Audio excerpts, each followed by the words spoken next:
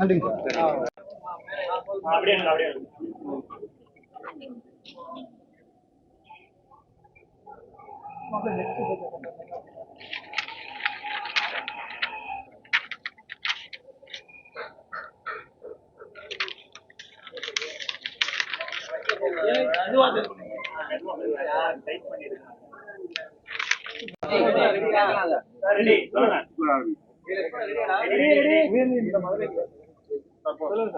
வணக்கம் சார், என்னோட பேர் வந்து விக்னேஷ்.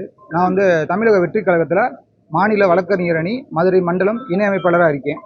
இப்போ வந்து கடந்த 27/9/2025 அன்று கரூரில் நடந்த அந்த இஷ்யூ சம்மந்தமாக எங்களோட பொதுச் செயலாளர்கள் புசி ஆனந்த் அவர்கள் மேலும் சிடிஆர் நிர்மல்குமார் சார் அவர்கள் மீதும் காவல்துறை வந்து பொய் வழக்கு போட்டிருக்காங்க.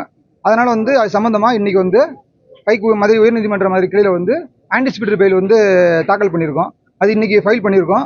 கடந்த வருகின்ற வெள்ளிக்கிழமை அது ஹியரிங்கில் வரும். அது என்னான்ட்டு வெள்ளிக்கிழமை பண்ணியாச்சு சார். இன்றைக்கி பண்ணியாச்சு.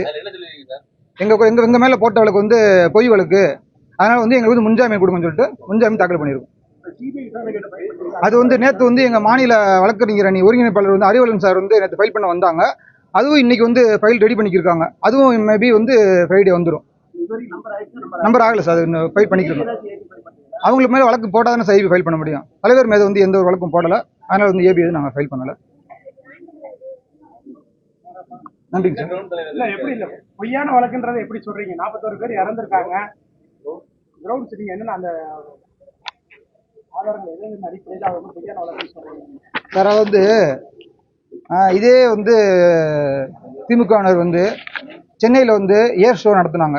அப்போ வந்து 5 பேர் டெத் ஆகிட்டாங்க. இதே கள்ளச்சார ஐசியில் வந்து 68 பேருக்கு மேலே செத்தாங்க.